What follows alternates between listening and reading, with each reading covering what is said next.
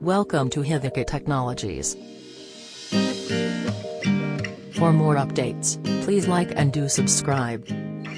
Hello everyone, welcome back. Today I'm going to show you how to implement the workload management and how to implement the multi-bots in Automation Anywhere. As part of this, I'm going to cover these four topics.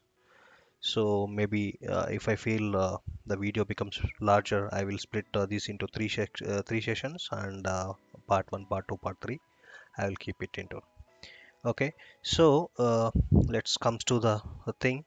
So we are going to create a work queues. How to let's see how to create the work queues in Automation Anywhere and assign the roles or giving the different properties or permissions.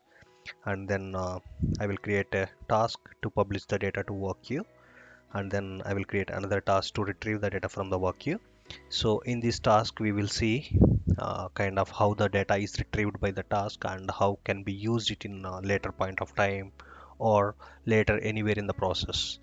And then I will create device pools. I will tag two or three missions to the device pool and run this into the multi-bot. So this is way we can implement the workload and we can share the load between the bots.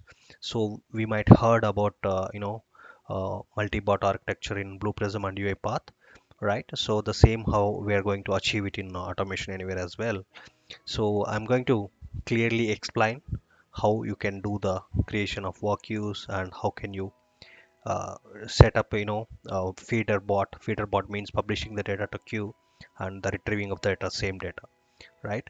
As I mentioned, right, so let's start with the creation of work queues. This is really helpful in the enterprise level. The reason behind is like when there is a huge requirement, it has to process thousands of data or thousands of files or thousands of work items, whatever it is, right? You might go ahead with the multi-bot architecture concept, right? So I hope this video will help you to implement multi-bot architecture related bot concepts in Automation Anywhere. So let's move on. Let me create a work queue in Automation Anywhere, and let's assign the structure which the work queue is going to hold the data, right? And I will show you the different options are there in uh, work queues. Let's go to control room and create. I'm just logging with my credentials. So once we logged in, right, you can see the dashboard like you can see on the screen. So just go to workload. So there you can see queues, right? So here there are some queues which are not in used. So I don't want to touch anything on that. Let me create a new queue. So this is where you can start if you wanted to parallelly practice or wanted to try from your side, you can start. Let's give a queue name. Let me give it as a customer data. I'm just giving the queue name as customer data, and if you want to give the description, you can give it.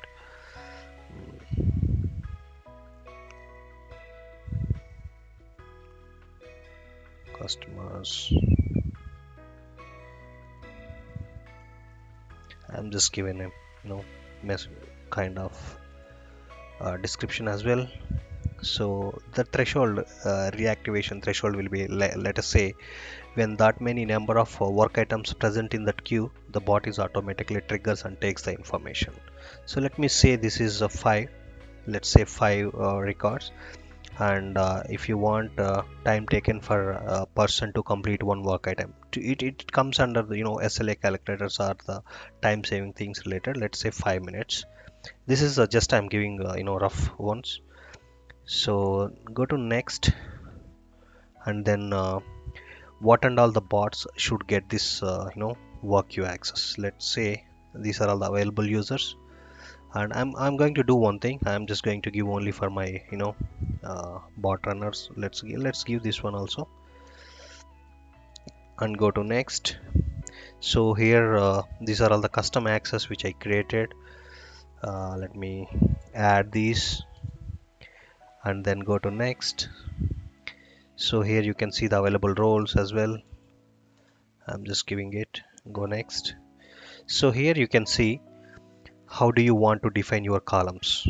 Either you can use Excel or CSV, you can import those columns information here, or you can manually also create it here. Let me do one thing. Let me quickly show you what is the structure I'm looking for to set up in WorkQ. So this is the data file which I have. So okay, so let me share, maximize this so you can see ID, first name, last name, email, right, and gender and IP address. So this is the column structure I wanted to keep it in the WorkQ, right? So now I am going to import that into here so that I can see the structure. Let me select this and open, right? Click on next. So here you can see, let's give Q category. Let us say customer info. I'm just given one category. So here you can see, right, ID, which column should we include in each work item. So these are all the columns are there. If you wanted to see those particular columns information in the control room when the data is published to the particular queue, right, you can select accordingly whichever you wanted to see. If you want to see every data, you can select everyone. If you wanted to see only respective information, you can select it. For now, what I can do, I'm just selecting everyone, which means whenever the data is published to this queue, right? So since IP is, there are some limitations on the columns. We can see only 5. That is why it's degraded once I selected reached the max number of columns selected, right? So this is like, when you publish the data to the queue, right, you can directly go to the Automation Anywhere and you can see what exactly the data. So this is how it helps. And again, here you can see sort your data by 3 selected columns, which is optional. If you wanted to sort based on ID or something, let's say based on ID I wanted to sort, let's add. So it will be going to sort the data when you log into the control room, right? When you see the queue data, right, it is based on this sorting order. Let's say ascending order, right? So the data will be in a ascending order. I am just selected only one column. If you want, you can select multiple columns or all the columns also, right? So let's click next. And do you want to add work items into? No, I don't want to add. I just added only the headers, which are columns in the work queue. Let's create this. Click on the create, right? So yeah, we just completed creation of work queues, and in the next video we will see how to create the task and publish the data into the queue, and follow the next step 3 and 4 in the next video. I hope this video helps you to start working with work queues. If you wanted to get more updates on the next videos, please like and subscribe.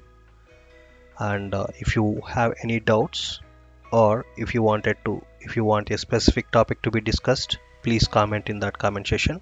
As soon as possible, I will try to help that. Thank you. I hope this video helps you. To get more updates, please like and subscribe the channel.